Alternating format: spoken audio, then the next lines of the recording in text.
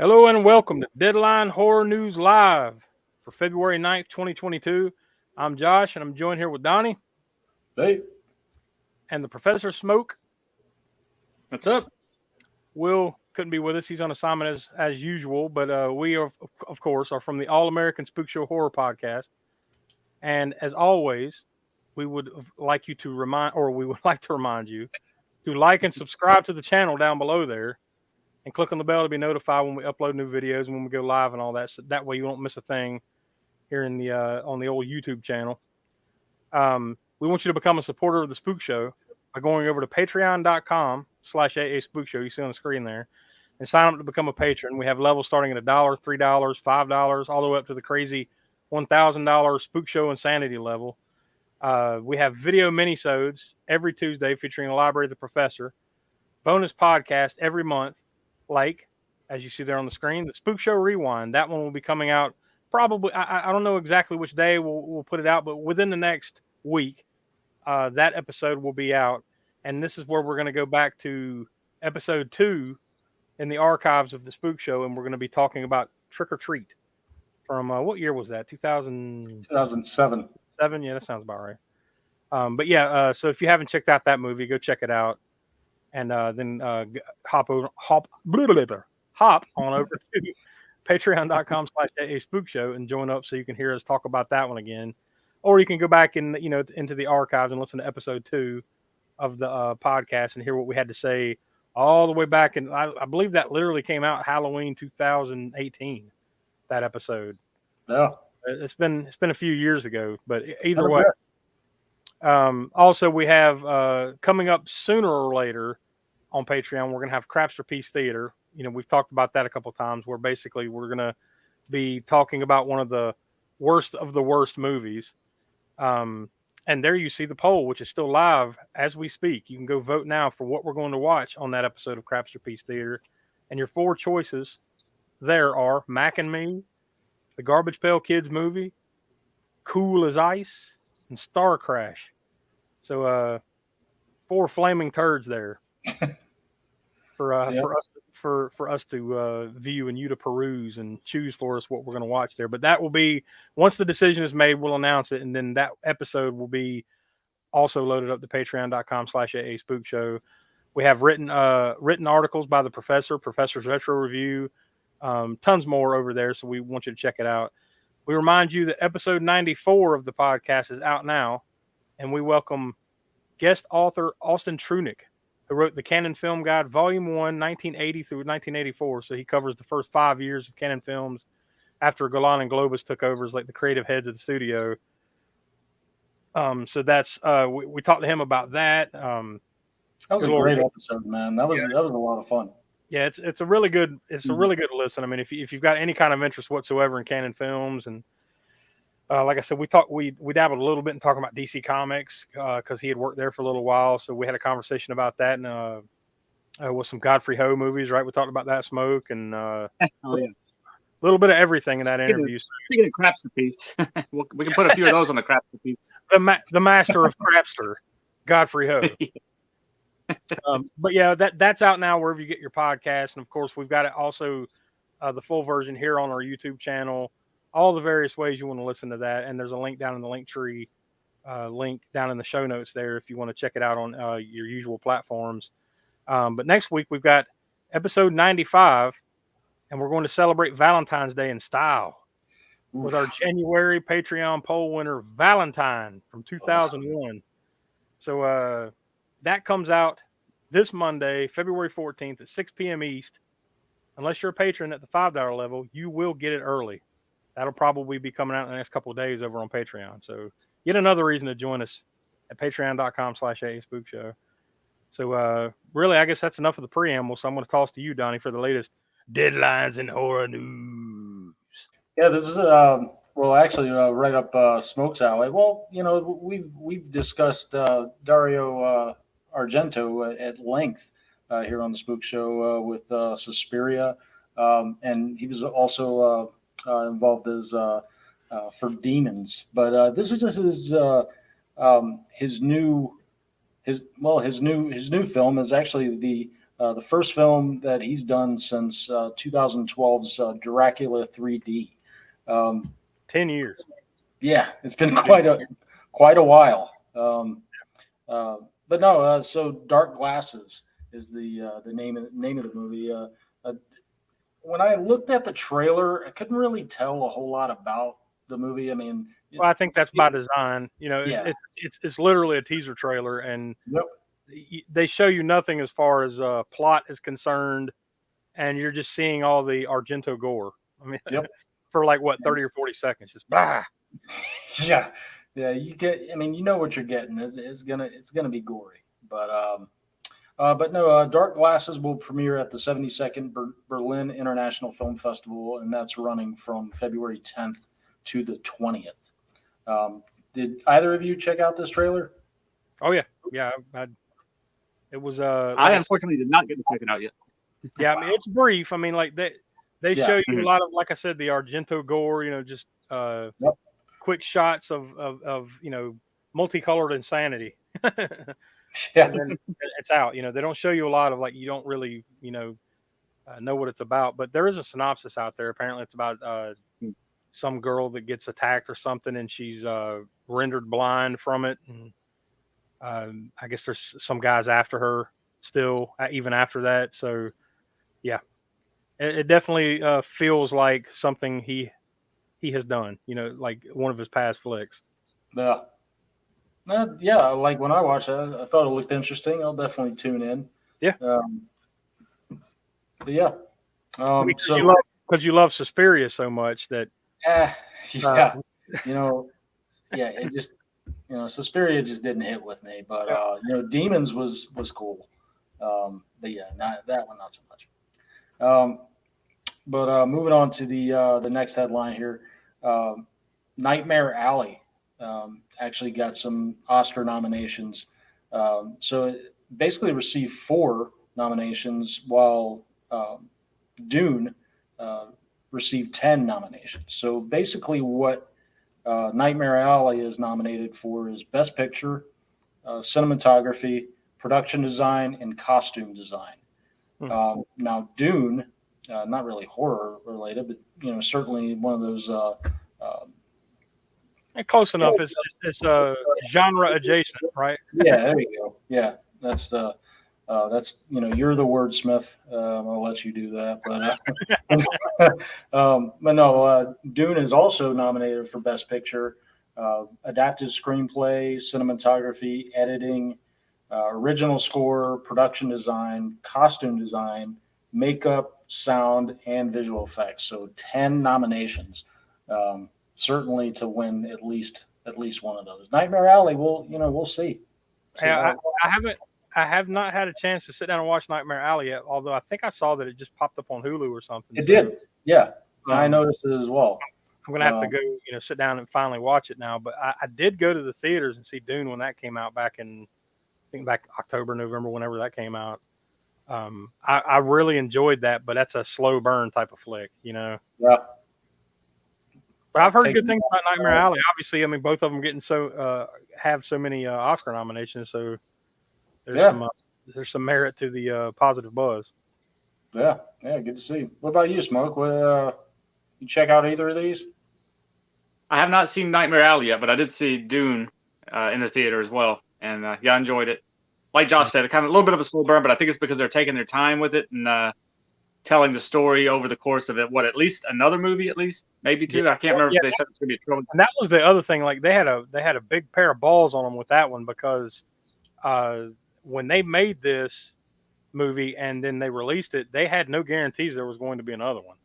But as soon as you sit down to watch it, I think one of the first things on the screen is part 1, right?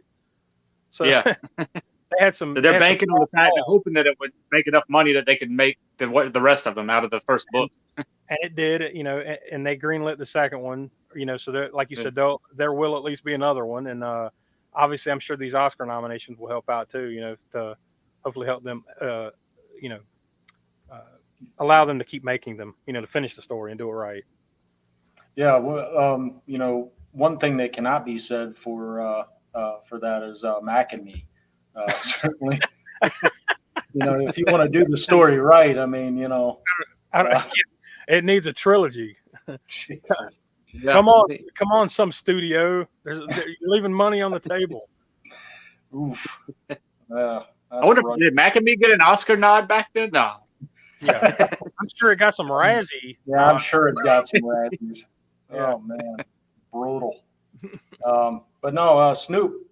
So Snoop Dogg co-created a horror anthology graphic novel for. Well, it's actually his own production company, but he teamed up with writer, producer, and graphic novel creator Rodney Barnes.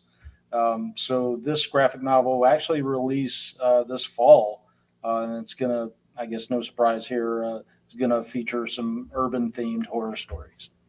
So it looks pretty interesting. That cover is awesome. Just all kinds of awesome. Tales from the Crypt is the name of it, and like when you look at that, that's just straight up like a Bernie Wrightson Tales from the Crypt cover. Yeah, basically looks just like the Creep Show comic, right? Yeah, that they put out for the movie. But if you with really the creeper in the back like that, you can't see them all that well on the screen there. But if you could see some of the details, and I would suggest go seek it out. There's like he's wearing like an NWA hat, or you can see like an NWA hat. See it on the bedpost. Yeah. There's a poster for Tales from the Hood back there. Oh yeah. All kinds of little Easter eggs there. So yeah, that is definitely a Bernie Wrightson style cover there for sure. That's pretty awesome. Yeah. Yeah. So that pretty much wraps it up for headlines. Yeah, I saw that there were no fan experiences or anything, no conventions going on anywhere. No. So we'll just skip straight ahead to the box office report. And the first thing you'll notice as you look at this is that the early 2000s called and wants their movies back. Because you see number one in the box office there, it was Jackass Forever. It made $23.1 million in its opening weekend. I guess we shouldn't be surprised, but it is kind of surprising in a way. But, I mean, I've always enjoyed the Jackass stuff, but that's pretty crazy that it would rake in, in today's box office climate too, no less. I think also one reason probably why it's up there too like that is because there hadn't been any. I can't even think of the last comedy movie that's been out for a while. True. There's. I think people might be hungry for some comedy. Yeah, well, there's not. If you think about it, man, there's not really many huge comedy movies that come out anymore. Not like there used to be.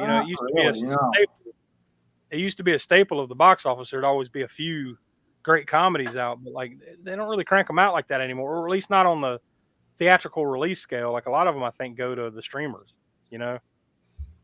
So you don't get to see them in the big, on the box office reports and all that kind of stuff anymore. But yeah, I'm just pointing that out from the early 2000s because you see Jackass Forever, Moonfall, which was directed by Roland Emmerich.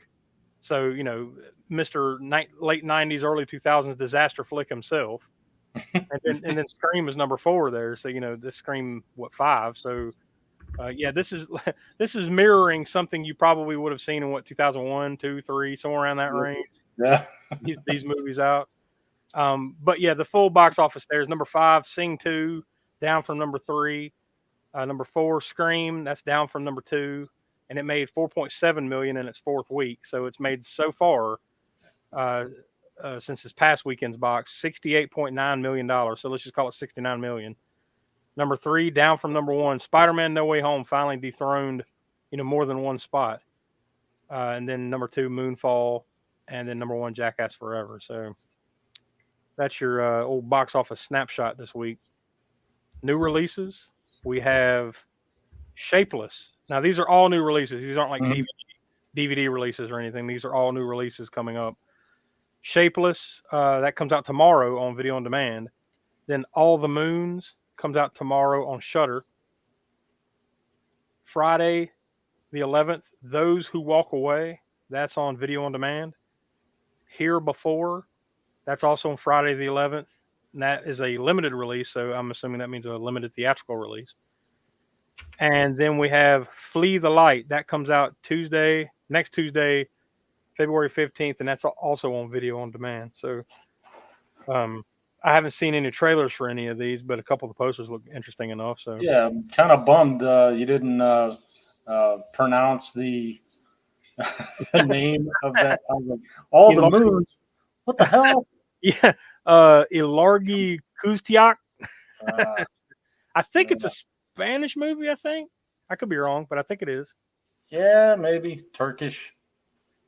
Either way, I don't think Goose Tiak's not any Spanish I've heard, but I mean, I don't really know what the origin is, but either way, it's probably a foreign language film. Yeah, you threw it in Shutter. You threw it in Google. Although underneath that, it looks like on the poster it says "Todas las lunas." That is Spanish, so I don't know. Oh yeah. Large nutsack today. What? I don't know. I don't even know what it says. Tell them Large Marge sent you. All the moons. All the moons. Todas las lunas. All the moons.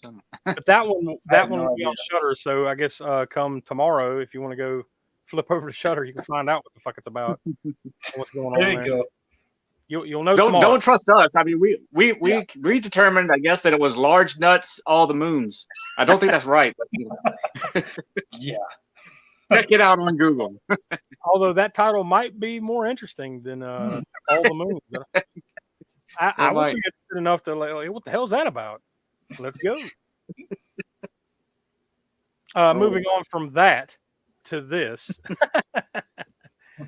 What is that? The 13th. So that is Sunday. Yeah. The birthday of Barbara Shelley. Yeah, we just discussed her a few weeks ago. Yeah, she's nicknamed the first leading lady of British horror and the Queen of Hammer films. Tons of Hammer flicks, from the late 50s all through the 60s, including Village of the Damned, Dracula, Prince of Darkness, Rasputin the Mad Monk, Quatermass in the Pit, a lot of films. Although she had actually retired, I read I think around 88 or 89, but she didn't pass away until just last year. Matter of fact, it was just a little over a year ago. That was January 3rd when she passed away. What I had read was apparently it was I think she'd got COVID, and then that's not necessarily how she died. She died from some underlying complications or whatever after that. But I believe she was 88 or something, right? So anytime you're that age, man, it didn't take much, unfortunately. But so she's no longer with us. But yeah, we just wanted to note that one of the leading ladies of Hammer films, her birthday is coming up this Sunday. So I guess that pretty much wraps it up, though, right? We'll mention again that we get the Crapster Piece Theater poll. You can go over all the various socials and Patreon and everything, and the Twitter poll, all that mess to vote. You see it there. It's Mac and Me, the Garbage Pail Kids movie, Cool as Ice, and Star Crash. There really isn't much of a leader right now. I can't say definitively any one of these is leading the pack. I'm not going to say which ones, but I will say it's kind of a 3-horse race right now, but it's a dead heat. So it's going to be interesting to see which one, finally takes it in the end here. Hopefully it's not us, but you know what? Anytime these Crapster Piece movies are, we're going to have more. We're always going to be on the receiving end of some bullshit. I have a feeling we're gonna exist to regret. And not only that, but we'll also, these whatever the losers are, I guess, or maybe we're the losers. I don't know, but we will see these movies again on the poll at some point or another. Yeah, well, that's my intent.